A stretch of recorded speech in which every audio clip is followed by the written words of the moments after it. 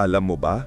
Hindi lang pala mga tourist spot at pagkain ang pwedeng ipagmalaki ng bawat lungsod sa Pilipinas. Kahit ang City Hall nila may kanya-kanyang ganda at kwento.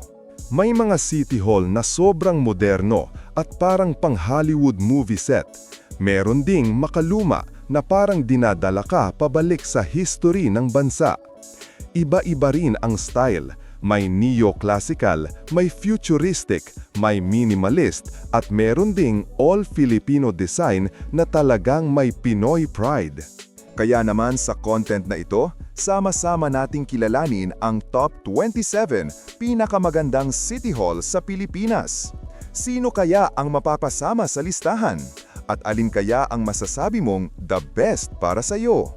Pero bago yan, huwag kalimutang mag-like, comment at i-share ang video na ito para mas dumami pa ang makadiscover sa ganda ng ating mga City Hall sa buong bansa. Let's get started! Top 27, San Juan City Hall. Ang San Juan City Hall ay modernong gusali na nagsisilbing simbolo ng mabilis na pag-unlad ng lungsod. Matatagpuan ito malapit sa mga kilalang shopping centers at business hubs ng Metro Manila. Alam mo ba, ang San Juan ay kilalang shopping capital of the Philippines dahil dito makikita ang Green Hills Shopping Center at ilang minuto lang ang layo mula sa kanilang City Hall. Top 26, Tagbilaran City Hall. Ang Tagbilaran City Hall ay kilala bilang isa sa mga pinaka-organisadong government centers sa Bohol. May modernong design ito at maluwag ang paligid kaya mas accessible sa mga residente. Alam mo ba? Ang City Hall na ito ay gateway to Bohol. Kaya ang City Hall dito ay nagsisilbing opisyal na lugar para sa mga bumibisita. Top 25, Calamba City Hall. Matatagpuan sa Laguna, ang Calamba City Hall ay may modernong disenyo at overlooking view ng Mount Makiling. Maluwag din ang complex na pinapasyalan ng mga residente. Alam mo ba, ang Calamba ay birthplace ng pambansang bayani na si Dr. Jose Rizal at may Rizal Shrine na malapit lang sa City Hall. Top 24, Malaybalay City Hall.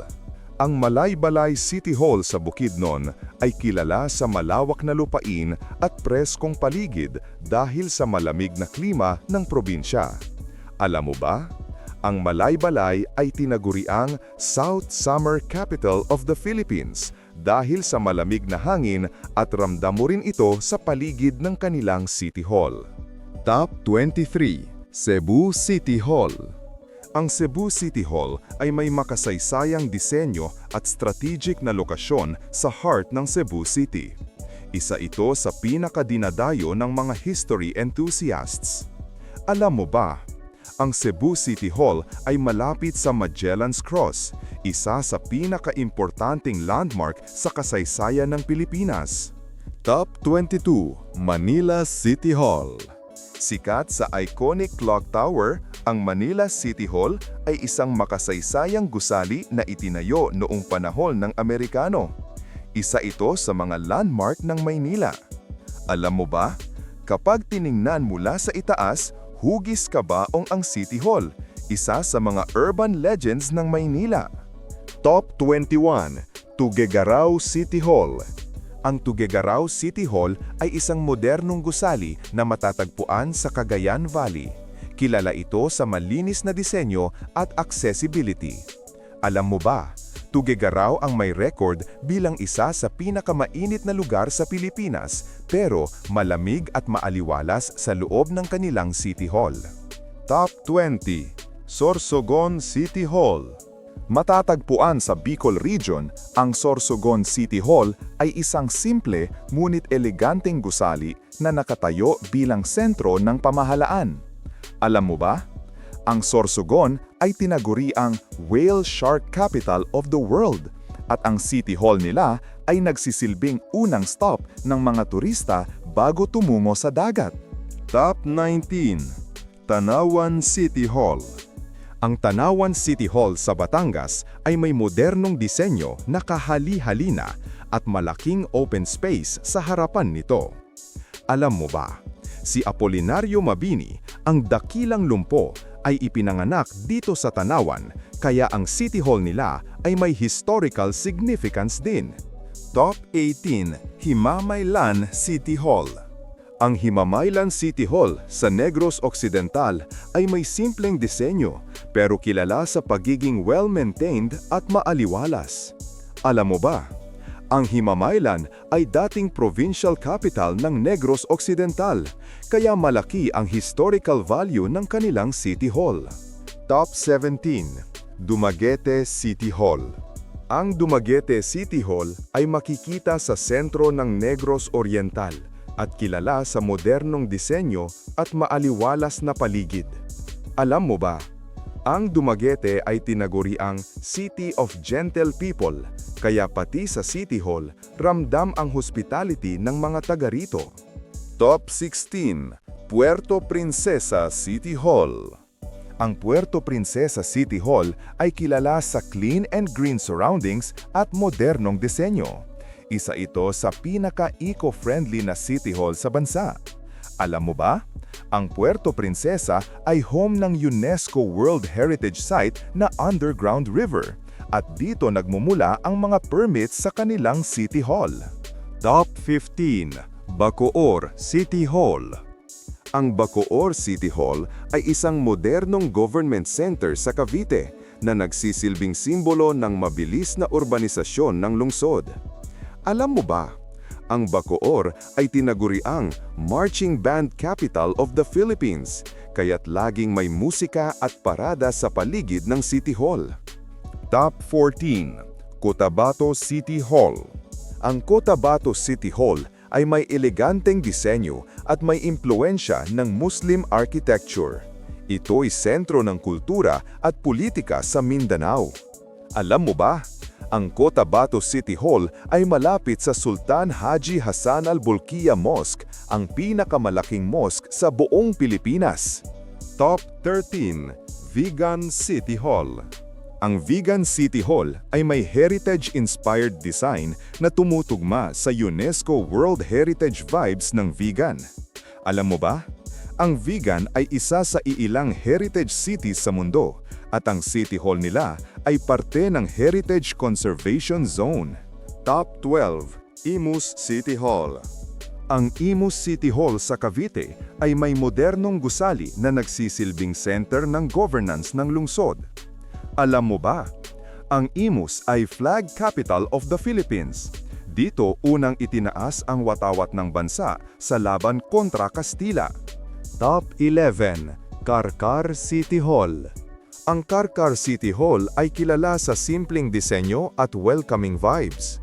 Nakatayo ito bilang simbolo ng pamahalaan sa isang heritage city na puno ng lumang bahay at arkitektura. Alam mo ba, ang Karkar ay tinaguriang Heritage City of Cebu at home ng sikat na Karkar Lechon. Malapit lang ito sa City Hall. Top 10, Dipolog City Hall. Ang Dipolog City Hall ay may malinis at modernong disenyo. Ito ang sentro ng pamahalaan ng Zamboanga del Norte. Alam mo ba?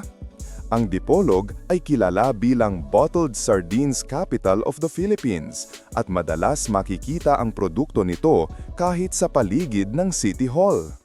Top 9, San Fernando City Hall. Ang San Fernando City Hall sa Pampanga ay may grand at malapalasyo na disenyo. Ito ay simbolo ng kasaysayan at progreso ng lungsod. Alam mo ba? Ang San Fernando ay Christmas Capital of the Philippines, kaya tuwing Disyembre, puno ng parol at ilaw ang paligid ng kanilang City Hall. Top 8, Urdaneta City Hall. Matatagpuan sa Pangasinan, ang Urdaneta City Hall ay may kombinasyon ng modernong disenyo at maaliwalas na espasyo.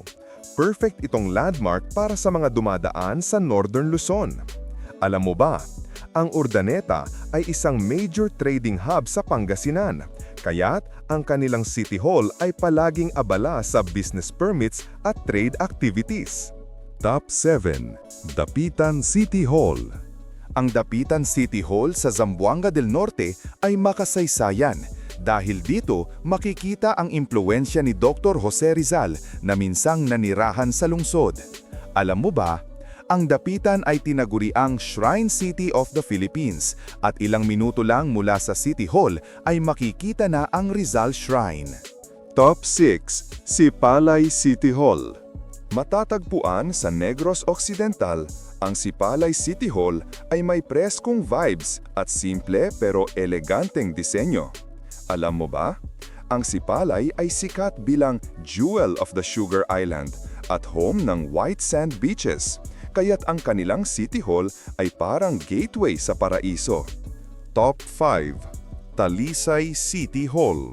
Ang Talisay City Hall ay modernong gusali na may malapalasyo at welcoming na disenyo.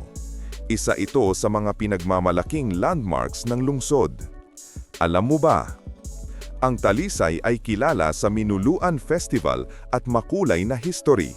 At madalas na dito sa paligid ng City Hall nagsisimula ang mga selebrasyon.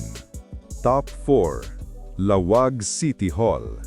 Ang Lawag City Hall ay may neo-classical-inspired design at simbolo ng cultural pride ng Ilocos Norte. Alam mo ba? Ang Lawag ay tinaguri ang Sunshine City dahil sa klima nito, bagay na bagay sa welcoming facade ng kanilang City Hall. Top 3. San Jose del Monte City Hall. Ang San Jose del Monte City Hall sa Bulacan ay isa sa pinaka-progressive na city halls sa buong Luzon. Moderno, functional at abala sa dami ng transaksyon araw-araw. Alam mo ba? Ang San Jose del Monte ay may titulong Rising City ng Bulacan dahil sa dami ng bagong developments at ang City Hall nila ang patunay nito. Top 2. Tagum City Hall. Ang Tagum City Hall ay kilala bilang isa sa pinakamalaki at pinakaprestihiyosong government buildings sa Mindanao. Malawak ang grounds at sobrang moderno ang disenyo. Alam mo ba? Ang Tagum ay Palm City of the Philippines at makikita ang mga puno ng palm na nakapalibot sa kanilang City Hall na parang dekorasyon ng nature. Top 1. Bacolod City Hall. The Crown Jewel. Ang Bacolod City Hall ay isang napakalaki at modernong gusali na nagsisilbing puso ng City of Smiles. Bukod sa grand design, malinis at well-maintained ang buong complex. Alam mo ba? Ang Bacolod ay sikat sa Mascara Festival at ang kanilang City Hall ang isa sa pinakamakulay na spot tuwing piyesta, puno ng dekorasyon, sayawan at ngiti ng mga tao. At ayan na nga, ang top 27 pinakamagandang City Hall sa Pilipinas. Iba't iba man ang design, laki at pinagmula ng bawat City Hall, iisa lang ang pinapakita ng listahang ito. Mayaman ang Pilipinas sa kultura, talento at husay sa arkitektura. Ikaw, ano sa tingin mo? Alin ang pinaka nag-stand out para sa'yo? At pasok din ba sa listahan ang City Hall ng lugar nyo? Nakaka-inspire isipin na bawat City Hall ay hindi lang gusali, kundi simbolo ng kasaysayan, identity at progreso ng kanilang lungsod. Kung kaya nilang ipagmalaki ang ganda ng kanilang City Hall, kaya rin nating ipagmalaki ang bawat sulok ng ating bansa.